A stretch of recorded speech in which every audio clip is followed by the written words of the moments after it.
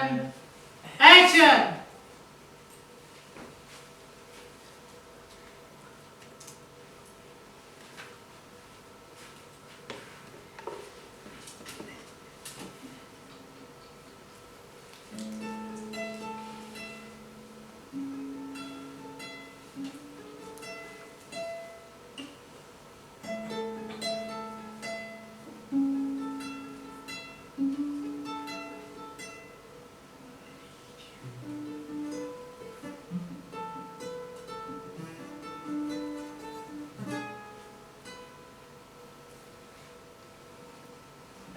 Itu kan hebat sekali.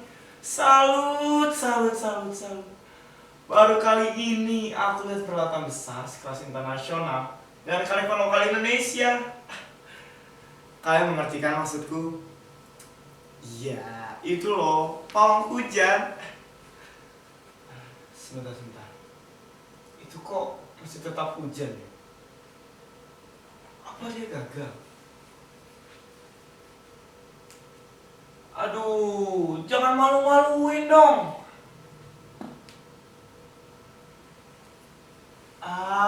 Bukan. Dia sedang menandakan hujan. Kalian pernah melihat pawang hujan beraksi? Atau mendengar bagaimana cara mereka mengalau awan hitam? Katanya tidak ada yang boleh mandi. Dan ada yang harus melepaskan celana dalam mereka ke atas keti supaya hujan tidak turun. Lalu bawang merah, cabai bisa jadi perantara kalau ditusuk ke tusuk sate atau media lainnya. Tapi itu artinya melawan Gusti Allah. Wajah milik kampungku paling serius setiap musim begini. Katanya itu sama saja dengan tidak menerima apa yang sudah diatur oleh Tuhan. Tak tahu diri. Menurutku sangat sensitif jika sudah bawa-bawa persoalan ini. Apalagi aku tulis soal ini di media sosial. Dijamin jempol netizen lebih cepat daripada kecepatan kuda. Contoh kecilnya saja, saat aku mengomentari penampilan idola netizen yang jasnya miring sedikit saja, komentar balasan tidak kudapat dari idolanya, tapi dari penggemar fanatik yang rela membela idolanya mati-matian, siap berangkat kata-kata sampai menantang segala. Aku jadi berpikir soal pergerakan suara politik dapat dipengaruhi oleh netizen. Itu membuatku tambah yakin soal pawang hujan ini bisa viral, bisa jadi karena jempol netizen juga. Andaikan netizen mempunyai akses yang terbatas, mungkin tidak akan seheboh ini. Aku ingat sesuatu. Ini bukan soal tentang mengendalikan hujan, tapi sebaliknya. Suatu hari di kampungku, kemarau betah sekali. Penduduk pun mulai gelisah dengan cuaca panas dan sawah ladang yang mulai mengering. Nenek bilang, kalau keadaan terus memburuk, masyarakat akan mengadakan upacara untuk memanggil hujan.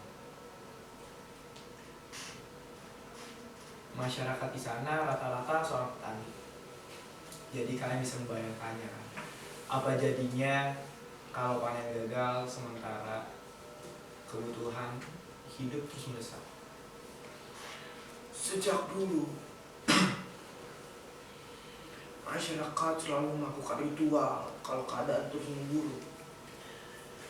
Harus ada boneka itu yang menjadi perantara. Ritual itu pertama kali dilakukan oleh Rantasi, leluhur kampung kita. Rantasi yang tadinya gagal mengajak masyarakat untuk mencari mata air, akhirnya menemukan satu cara yang ia peroleh dari tirakat tidak makan, tidak minum selama 3 hari. Masyarakat harus melakukan upacara dengan media Cincowong. Ya, aku ingat. Aku pernah sekali menyaksikan upacara itu saat aku masih kecil. Yang aku tahu bagiku, untuk anak-anak seumuranku pada saat itu, boneka cincong sangat menyenangkan. Aku pernah dikejar boneka itu. Iya, asal kalian tahu, boneka itu akan mengejar siapapun yang tidak percaya saat menyaksikan upacara cincong.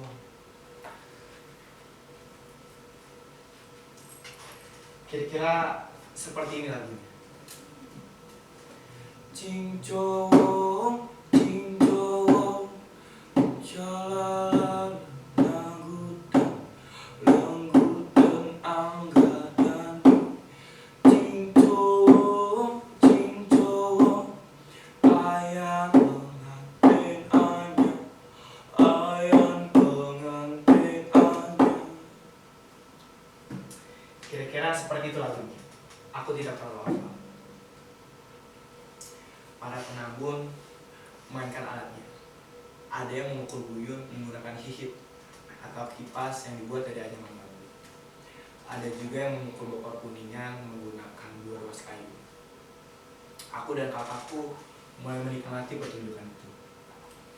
Alunan musik dan pukulan kayu, nyanyian sinden, dan gerakan kecil mereka sangat menggugah. Menurut teori, mendengarkan musik sangat bermanfaat untuk kesehatan fisik dan mental. Pikiran lebih tenang, rasa sakit berkurang, dan energi tubuh tersalurkan.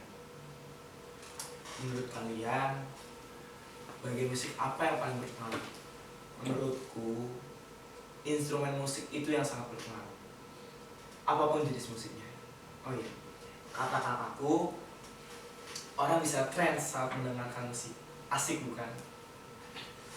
Kira-kira seperti ini gerakan gunawita itu.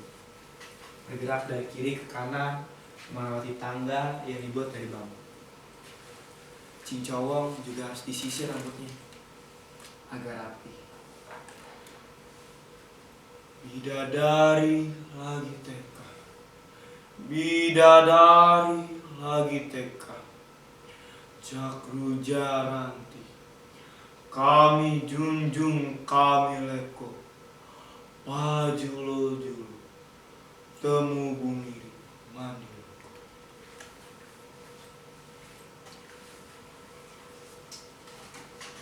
Lagu selesai kumandangkan sini. Cincong pun mulai bergerak-gerak. Semakin lama, semakin tidak beraturan.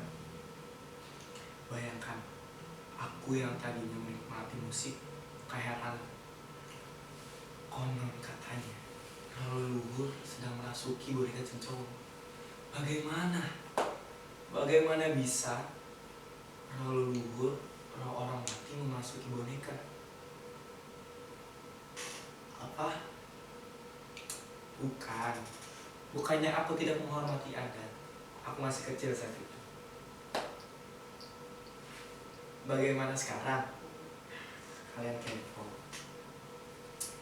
Cincowong, cincowong, bulu cantik, awal bubu. Cincowong, cincowong, kepala cantik, badan bubu. Tiba-tiba boneka itu mengejarku. Dia menyeringai.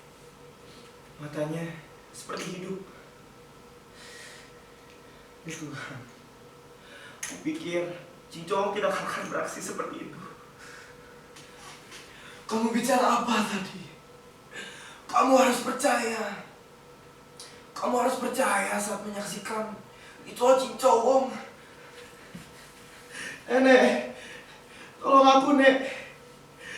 Aku percaya, Nek. Maafkan aku, Nek.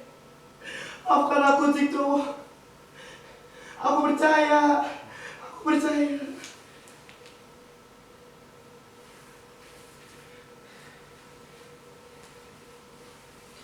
Ibu Dawita dan asistennya kembali memegang boneka itu.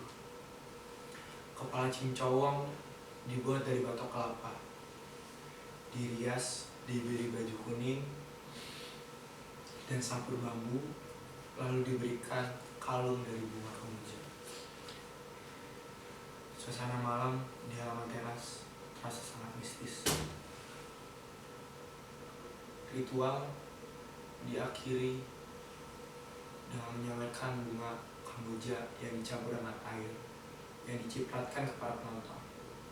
Hujan! Hujan! Hujan! Untung aku segera ditolong. Sejak saat itu aku kapok mengolok-olok adat. Benar, kita harus percaya kepada Tuhan.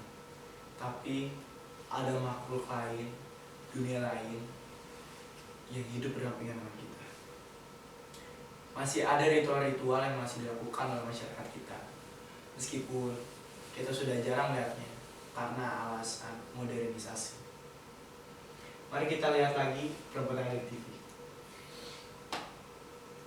Kalian lihat pokok itu kan?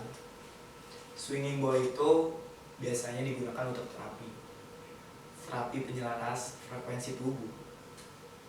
Mungkin pula yang dilakukan perempuan di TV itu tidak seperti Ibu Nawita dengan Cincowong.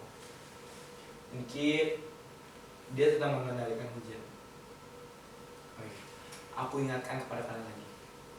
Kalian boleh percaya atau tidak. Cuaca bisa diprediksi, tapi pawang hujan mempunyai kalian khusus. Mungkin kalian itu diturunkan. Ibu Nawita di kampungku ternyata dia keturunan dari Rantasi. Ya, wanita kepala keras itu yang memaksa masyarakat untuk melakukan ritual Cincowong. Dan katanya nenekku juga keturunan dari Rantasi.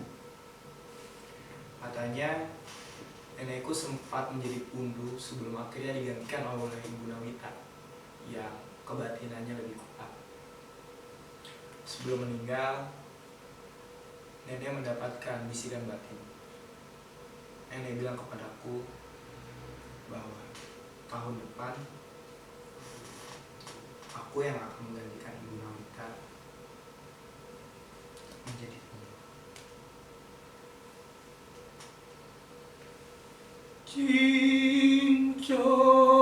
Cincowong,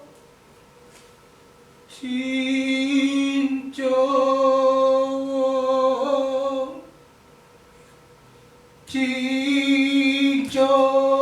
Cincowong.